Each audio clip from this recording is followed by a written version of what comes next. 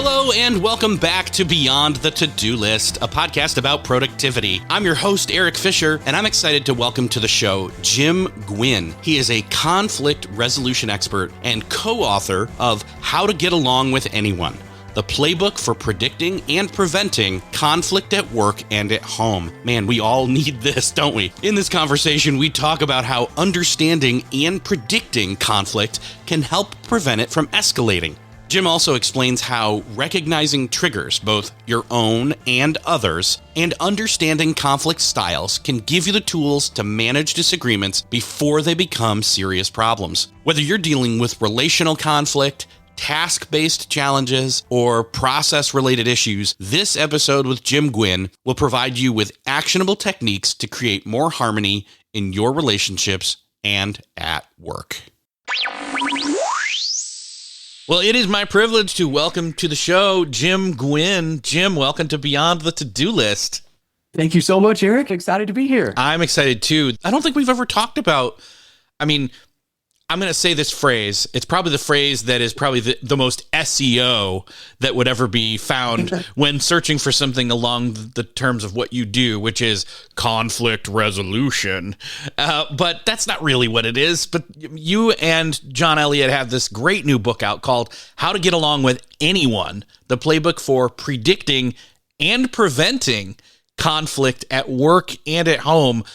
I mean, who doesn't need this, right? Oh, you hit the nail on the head, whether you call it a conflict or we go do these trainings and whether it's called human performance or relationship management or change management or any of these things.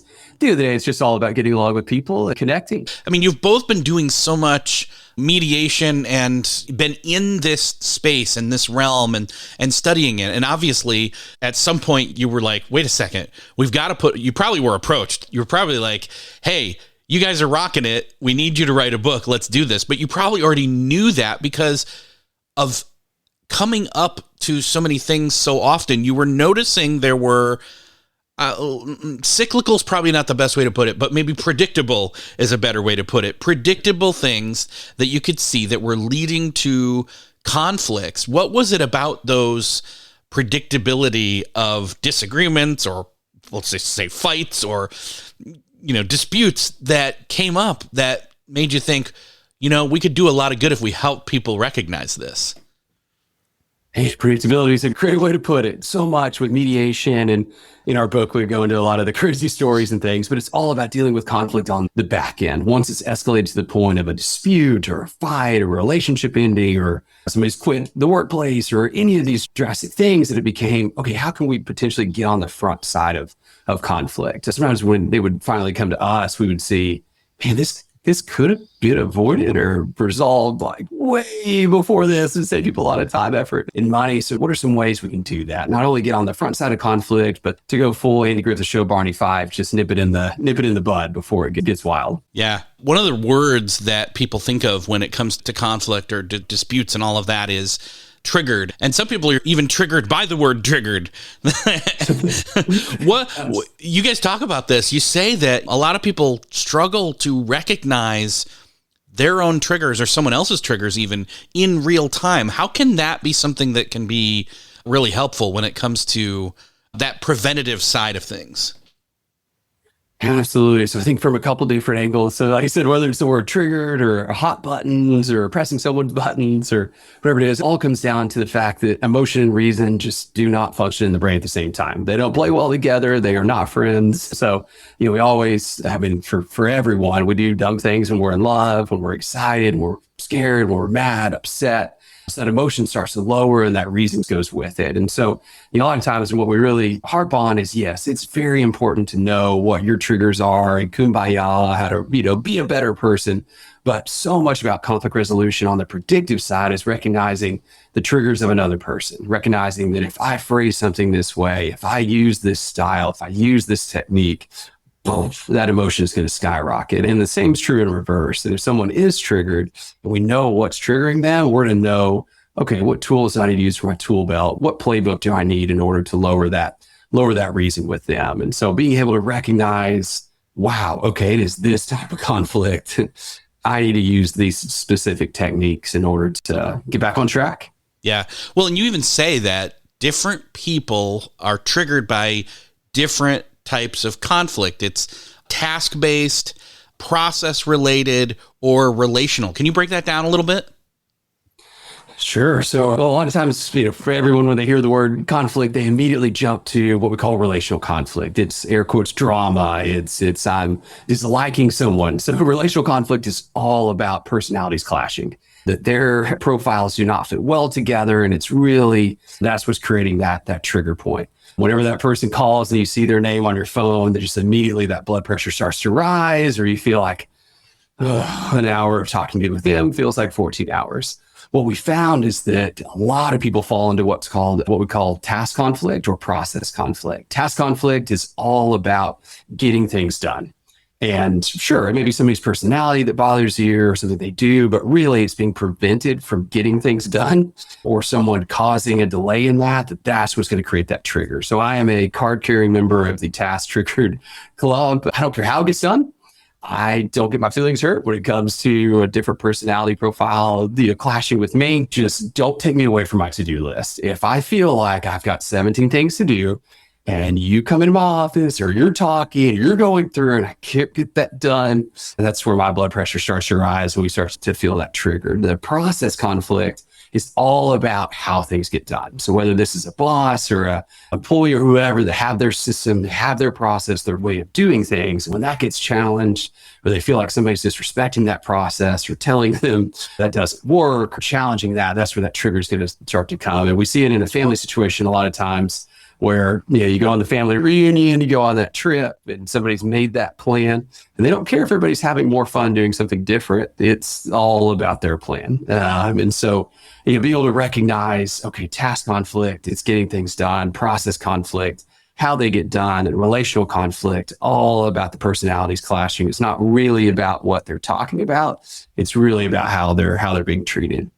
I was coming at the three of these a little differently. I was looking at process related and initially thought, oh, I'm process related because I hate when I come upon a process and there's so much friction in it. But really, that's more task based. I think I was like, wait a second. It's really more task based, because if I've got a list of tasks to do, that's like, okay, go in online and pay this thing or something. And I'm struggling to figure out where it is I'm supposed to go. Or it's, oh, sorry, you can't do that till you do this. And you can't do that until you do. And I'm like, this is stupid. I think of it as a process, but really it's a block to my checking the task off that I'm really having the issue with. And then I'm ready to choose somebody out on the phone and call them up and be like, look, all I want to do. Right. And then it's relational. Exactly.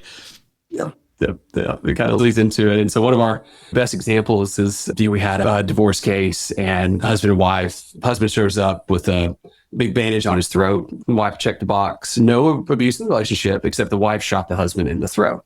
So she just up and shot him. So they ended up coming to mediation and being the nicest people ever. Turns out no relational conflict. They actually really liked each other. They just could not stand working together. They owned a business together. They were both unbelievably process triggered. And so, for marriage counseling and things like that, it wasn't really about that. It was really all about the process itself. And once we really got down to, maybe you guys shouldn't own a business together and resolve that, it all got fixed. So dramatic example, but so many times we jump immediately trying to fix the relational conflict side of things, when really it's something completely different. Well, and knowing that, it's like knowing your triggers. And you even say this, it comes down to understanding our own triggers, and that being essential before we try to go on to, resolving or avoiding conflict with others. You really got to know that, like, what is it about you that's going to set you off, right? Absolutely. And that helps us in a couple of ways. One, preventing conflict. So maybe we don't put ourselves in that position. And the second is maybe limiting it, because we know, okay, I know this meeting, this is going to happen. Okay, I know I'm triggered, and I know my default response is going to be to act like this. That's not going to go well here. So I need to either remove myself from that situation, or I need to press time out and maybe take a fresh look at it when we're not having that emotional response. Yeah. One of the things I do want to point out, though, is that people are coming in, and that word conflict has a negative connotation to it, but not all conflict is negatively, it gives a negative output. In other words, conflict can be something that isn't always bad. It can be a signal of something. It's almost like, I think of like a car. Like if there's friction somewhere in the car while stuff's supposed to be working right and it's not, well, that friction shows you where there's an issue that you can deal with before you run off the side of the road. 100%. And, so much. And that's why I really appreciate you having me on to talk through this, because one of the last things we want is for somebody to pick up this book and read it and think, okay, wow, I need to lower emotional responses in myself completely and with everyone around me and essentially be a robot. Sure, you may not have a lot of conflict, but that's not life. That's not how God made us. That's not who we are. We have relationships. We challenge each other. We push each other. That conflict is we're working towards something. In a relationship, whether it's work-based or just, husband and wife or whoever, if we don't care enough to try and resolve it, then we don't care about that relationship. And so in any type of working or personal relationship, we're going to have conflict. And that's awesome. That's okay. Really, what we're trying to hopefully equip people with some tools is forbid it from escalating to a dispute, to where it becomes counterproductive, to where we're not focusing on the other things in that relationship because we're too busy fighting about something else. So that's one of the biggest disclaimers I always want to push out there. We're not advocating removing emotion from every aspect of your life. Exactly. It's about calibration. It's not about like complete like robotic shutdown. It's like, okay, if I can shut everything off, then there will never be, to use the car metaphor again, I'll just keep it parked in the garage. No relationships, no interaction at all. Yeah, that's spot on. And I think, hopefully we're hoping these tools and techniques or ways, if conflict has escalated to where someone's not thinking rationally and they're firing off, they're saying things they don't mean, they're thinking this, okay, how can we de-escalate that situation? We know, okay, they may not mean it that way. Yeah, it's just their trigger, that's their personality. All right, here's some techniques, tricks to lower that to go through. And so there is the predictive side of things, but also specific techniques on, all right, now we recalibrate. Like I said, let's put the car in the shop for a second and then we can take it out for a spin. Yeah. Are there any other obvious misconceptions about conflict that you have found need to be called out? Sure. So one of the biggest is the word manipulation. This has such a negative connotation to it for good reason. People can use, that's what we always say in the book and all of our trainings. Hey, you can use these powers for good. You can use them for bad. You can use them for in between. Like I got out of 39th Street speeding tickets. But just kind of gray area. But really, that concept of leading people to a solution that could come across as that technique and come across as manipulative, that we're lowering emotion in people and we're leading them to a solution that we want. Absolutely, it can be taken the wrong way, it can be used the wrong way. Really, the goal of what we mean in this conflict resolution process is, if people have a say, if they cook the meal, they're going to be way more likely to like the meal that they eat, to have that buy-in to what that resolution is versus being told by someone this is exactly what they need to do. And so being able to lower emotion in people and help, throw out some suggestions, some things that could work, but ultimately having it be their decision on what the next steps are, something that's unbelievably powerful, but kind of has that misconception to it that, okay, we're using these techniques to try and manipulate people into a resolution. Yeah. All right. So one of the big things that's in the book, which we haven't touched on yet at all, is that there are these different conflict styles. Let's list those out and kind of give a summary of what each of those are. I'd love to hear, help people understand where you're coming from on this. Sure. So the first is the avoider, which once again can have a little bit of a misperception. These are the people that avoid conflict, but not because they're scared of it, not because they don't like confrontation, not because they're afraid to speak up. It's because they do an opportunity cost analysis on every conflict to see, is that worth my time? Is that a conflict that really needs my attention right now? Oh, huge strengths with this profile. They don't micromanage. They don't turn a small conflict, a small little spark into a forest fire. Downsides can get you in trouble a little bit if they kind of let some things go and all of a sudden it escalates. But what's unique about this profile is that they will avoid until they think it's, okay, I need to resolve this. And then it's go time. They take on a competitive style and they're very blunt and direct. Eric, I think this is the issue. I think this is how we should fix it. What do you think? They're not going to waste time. They hate that small chit chat and those type of things. And so we'll work we recognize that somebody is an avoider. We'll use different techniques and different styles with them. So for them, we're going to have to use the technique we call tip the scales of annoyance. If you want to resolve a conflict with them or head that off, you're going to have to make them realize it's worth their time to deal with you now versus later.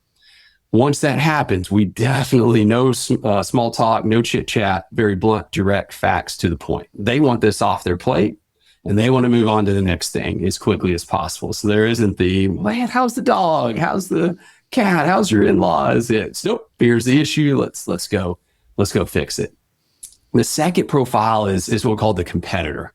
That is just like the name, they will let you know. You do not have to wonder, man, I wonder if Eric's upset with me. Like, oh no, I know. They're going to tell me very directly, here's what you did wrong. They're not going to wait around. They're going to let you know what they think the solution should be. And with them, we want to use a couple different techniques. One, we want to use what we call the voice technique. So whenever I do mediations, the attorneys call it my Matthew McConaughey voice because it sounds like I'm saying, all right, all right, all right.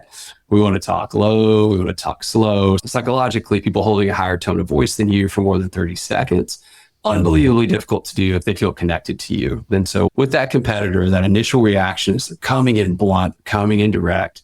We're going to stick to the facts. We're going to be direct to the point. We're going to start to lower that voice and start to ask a couple clarifying questions of them so that they feel in control, they feel in charge, and they're running the show, running the ship. But we're not chit-chatting and wasting time with them. That third profile is what we call the analyzer. So I always tell everybody, whether it's training or anything that we're doing, if you can't think of somebody in your family that's the analyzer, it's probably you. So an analyzer will gather all of the data. They're not rushed. They're very rarely going to have outbursts or seem upset. They're going to ask a million questions. They're going to gather their full case, almost like a judge. And then they're going to make a very firm decision. And then they are stubborn as hell. So it's very difficult to change their mind on anything once they've made that decision. Huge pros on this style as well. They're not going to overreact. They're not going to make a big deal about nothing. They're going to be very patient. They're going to gather everything. But like I said, that the misconception with them, and sometimes it's true, is that they can be very stubborn in their decisions. So with them, we want to always do the technique we call flood the zone. We want to overload them with as much information as possible, letting them come to a conclusion on their own. But we've got to, if we want to work out a specific solution, we've got to make sure that that information is included. We don't want to rush them. We don't want to be a competitor with them. That's just going to tick them off.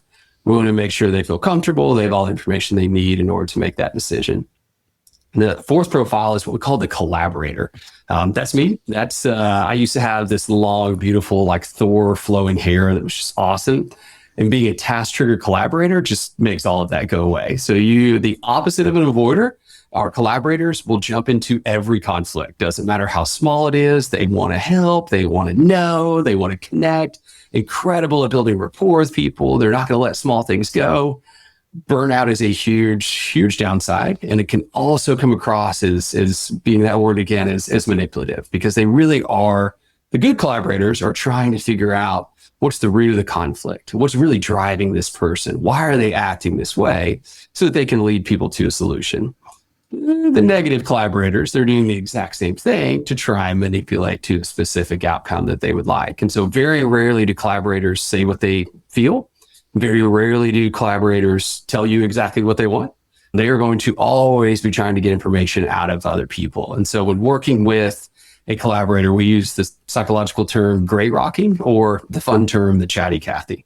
If we really want to resolve conflict with a collaborator, we've got to flip the script on them. We've got to talk and we've got to play the game. We've got to do the small talk, the opposite of a competitor. We talk about the dog, the cat, the Dallas Cowboys, whatever it is to build connection, but always flip it back to them in terms of what's really bothering you, what's driving this, what do you think the solution is. And the final profile is our accommodator. These are the people that when triggered, they're always going to pretend like everything is fine. Everything is fine. Everything is fine. Yeah, are we good?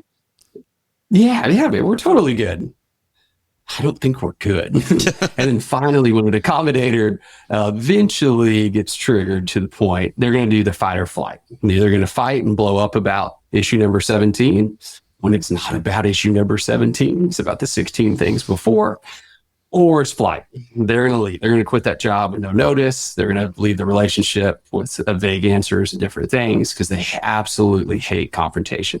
So working with an accommodator, we've got to be a collaborator first. We've got to make sure that they feel comfortable. We've got to be persistent. We've got to keep asking, keep asking, keep asking, keep asking what's really driving this, what's really bothering you, to get that out of them. And then we got to be a competitor to pin them down. Okay, this is what's really bothering them. We've got to be blunt, direct with them once they feel comfortable with you in order to take that next step of resolving the conflict. And so much about these profiles are which ones play well with others. In work and in life, all of us learn how to use all the profiles. And you may read the book and be like, man, I don't know, I'm an avoider at work, but I'm a competitor at home, or vice versa. So much about what we're trying to convey is, hey, there's different styles that are going to work better with others. If I'm dealing with a competitor, I need to use this profile. I need to use these techniques in order to lower that conflict. And if I'm hearing you correctly, you can be multiple of these. Like I could identify that I'm one way, like you said before, just a moment ago, I'm one way at work. Let's say I'm an avoider at work, but I'm a collaborator at home, or some other mixture of that. Or there's maybe even another scenario where it's all, I'm different. I'm all three of those. How do we, I'm sure most people, as they heard you give that great breakdown of all of the different types, kind of felt familiar, like as they were wearing that and listening to you describe it. But beyond that, how do we confirm, as best we can, which of these we are, or which of these we are in different scenarios? Great point. So the what we call our go-to style, that is, and as you mentioned, people may be an avoider at home and a collaborator at work, or the complete opposite. These are the profiles you are when you're triggered, when that emotion has risen to the point that reason is lowers. This is our safety blanket. This is what we're going to revert back to as our default style. We may be able to be a competitor at work, but at home, my default's an accommodator, and it takes a lot. I had to learn it and be it and do it in order to do that. And so that's kind of one of the disclaimers is this is your go-to style. That's when you're triggered, whether that's at home or it's at work. So biggest ways we determine not only who we are. I mean, yes, I could do the shameless plug. We do have a scientifically validated assessment that you can go online and do. It's great for first dates. It's not awkward. Just send them the link and have them do it. But if you don't want to do that, that's totally understandable. We have a 4-step checklist to identify what your profile is, but most importantly, what somebody else's is. So the key component of the checklist is each section won't tell you exactly who you're dealing with, but the goal is process of elimination. We can narrow that focus down and know who we're dealing with. So the first step in the checklist is mode of communication. How do you prefer to communicate in a conflict setting, or the person you're in conflict with, or your significant other, or family members, or things? How do they like to communicate?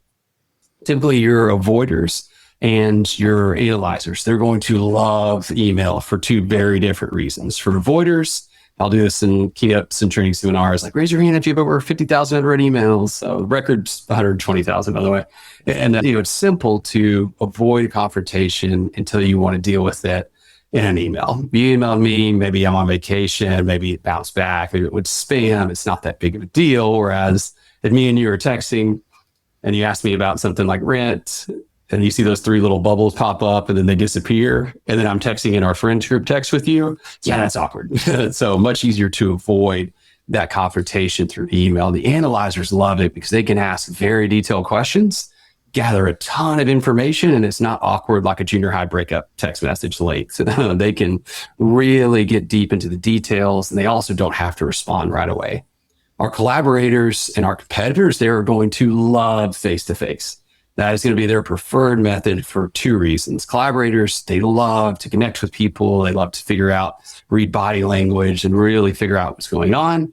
Competitors, they want this done. It's very hard to avoid you and dealing with something when it's in person. Our accommodators are a little tricky. They will prefer that text message. They will prefer that social media form of communication because it's very hard. It's very easy for them to say, no, I didn't mean it that way. No, we're fine. Like, no, sorry, it came across that way. Very easy to kind of change tones. The second step on the checklist is timing. So when there is an issue, whether it's for you or whether it's for somebody else, how quickly do you approach that other person? Is it immediate? Okay, probably dealing with our collaborators and our competitors. Do you wait 6 months? Probably going to be our accommodators or our avoiders. Or, okay, do they reach out to other people first, but they're coming to you, probably our analyzers. The third one's a big one. That is the process. How do they handle a conflict situation, or how do you handle a conflict situation? If you have a conflict with your coworker, do you go directly to them first? Typically, that's going to be our avoiders and our competitors, because that's the quickest, fastest, simplest way to resolve conflict. If more people did that, probably wouldn't have a job. Do they go to everybody else first and then to that person? That's probably our analyzer. Because they want to gather all the information, figure out what they're going to say, and they're going to approach you, or you're going to approach that person and say, here's what I found, here's what we should do. If they go to everybody, that's probably our collaborators, because they want all the information, but they're also going to go direct to the person. They want to connect with everybody so they can figure out the outcome. And pretty simple on our accommodators, they're going to go to everybody but you. Or if you're an accommodator, you're prefer to talk to everybody else about this except for that specific person. And the final one's tone. Typically our avoiders that are triggered, or our competitors, they're going to be very blunt and direct to the point. Our analyzers and our collaborators are very open-ended questions, trying to draw out information, whereas our accommodators are going to be, when they're triggered, almost a little passive-aggressive. Gotcha. You talk about conflict heroes in the book. I almost picture that as, I don't know how old you are. I'm not going to take that guess, and I'm not going to go there. But when you're listing off these 5 types of conflict, I can't help but think of like Captain Planet, where it was all the different elements and heart. And it's like, okay, well, you put those all together and there's your conflict hero. That was the mental picture that came up in the book. So there you go. But what is a conflict? What is a conflict hero? And what does that look like playing out in like real life? Sure. If you want to just spend the rest of our time talking comics and Marvel and everything, I'm 100%. Or if you're willing to have me back to just talk about that, I'm 100% down. Truly a conflict hero, and I know it sounds cliche. It's just every profile is great. You're great. But it really is true. It's someone that knows how to recognize, sure, I'm by default, I'm a collaborator. I know that's going to be my default reaction. But I know how, in this situation, when dealing with this person or dealing with this task conflict, I've got to flip it, and I need to be an avoider here. I need to give them time. I don't need to jump into every single conflict and deep dive. That's not going to go well. So being able to stop that initial reaction and be able to use a completely different superpower, that's truly what makes a conflict hero, that knows how to first assess and recognize and then say, I know my default reaction is this. It is much easier for me to use my lightning as Thor. I need to instead handle it this way. It sounds like it's a lot like the 5 love languages, where you may know how you best can receive love through which language as your primary, but it's not about you. It's about you showing it in the primary of the other person. Is that a good comparison? Spot on. And I absolutely love that training and book. And that's in all of our seminars and trainings and things. I always emphasize, Enneagram and e-colors and love languages, all these things, unbelievably valuable and important. What we're trying to say is, yes, it's so important to recognize yourself and how you receive love and how you deal with conflict. We're talking about when things get triggered, when things have escalated. It's so hard to stop, recognize, and assess in that situation. So if we make that our default skill set, that we're always recognizing, okay, where's this person coming from first, it makes it so much easier. I can imagine that not only, again, in the title, it says work and home, that there are going to be workplaces that are going to grab this book and go through it. And there may be some families or some wise parents who do that at home as well. How can we make these conflict resolution skills part of our team culture and, part of everybody that we're working with or living with, not just something we ourselves, it can start with us, but like, how do we approach it from like a collective structure and not just an individual basis? So, hey, it goes all the way back to what you said in the intro, how the reasons for doing this book. And so, mentioned the whole getting on conflict on the front end, but one of the other biggest reasons was every training, every speech, whether it was John or I, that we go do, it wasn't people coming up after saying, man, doc, this is awesome. I'm going to use this with my coworker. It was always, I have this mother-in-law. I've got this cousin. My roommates, my teenage daughter is this, and this. Wow, how can we use this here at home? And that's, so much about emotion and reason not playing in the brain at the same time. It's a little bit easier to sever that emotional connection at work because I get to go home at the end of the day and I don't have to take that home with me unless I choose to do that. Whereas at home, not only does our family members and our loved ones know the buttons to press, but also there's just going to be more emotion within it. And so really for us, that was really the goal behind this book. That is, okay, how can we take these concepts and apply them at home? So at Texas A&M University, I run an initiative where we take these skill sets and teach them to kids across 45 states, Mexico, Canada, Africa. But it's all the same concepts, it's all the same skill sets. That if we can learn to first stop, assess, profile or the style of our family members and our loved ones, or friends, or roommates, or whoever. So if we know that first, okay, when we start to get in that disagreement, can we stop and think, okay, where are they really coming from? What technique, what style, what do I need to be here? I know my initial reaction is going to be to do this, but really I need to be this. That lowers so many instances of that dispute. Because like you said, we're going to have conflict. That's part of life, and it's not a bad thing.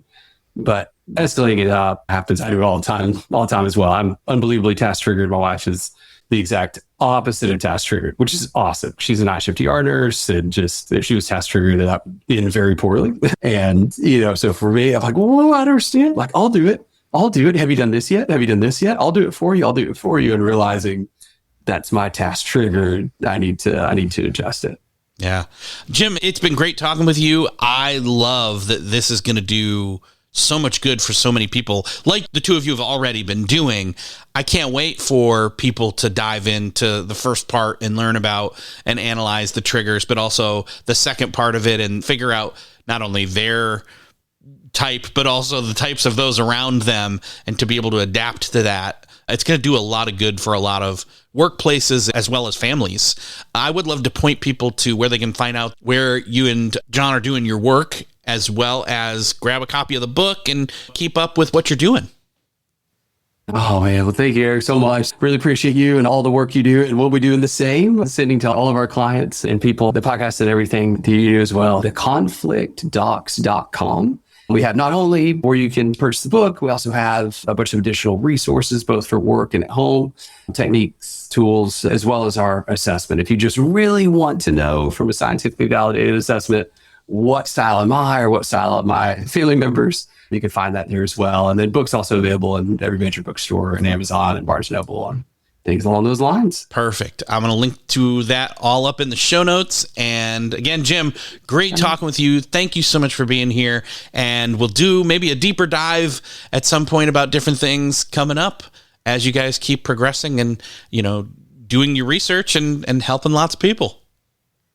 And same back at you. I hope you have a wonderful week. And thanks again. Well, that's another podcast crossed off your listening to-do list. I hope that you enjoyed listening in on this conversation with Jim Guinn, and that you're walking away with a better understanding of how to get along with anyone. Conflict is one of those things that can just throw a wrench in any kind of productivity, and I think that by understanding these conflict styles and having these tools to be able to manage disagreements proactively and even reactively is going to help create more harmony, again, in your relationships, at home, and at work. If you found this episode helpful, I would love for you to share it with somebody you know needs to hear it. Hit that share button in your podcast player app of choice, or head on over to the show notes at beyondthetodolist.com. That's also where you'll find the links to the book, other episodes that are related, and affiliate links and links to sponsors to help support the show and keep it going. Thank you so much for sharing. Thanks again for listening, and I will see you next episode.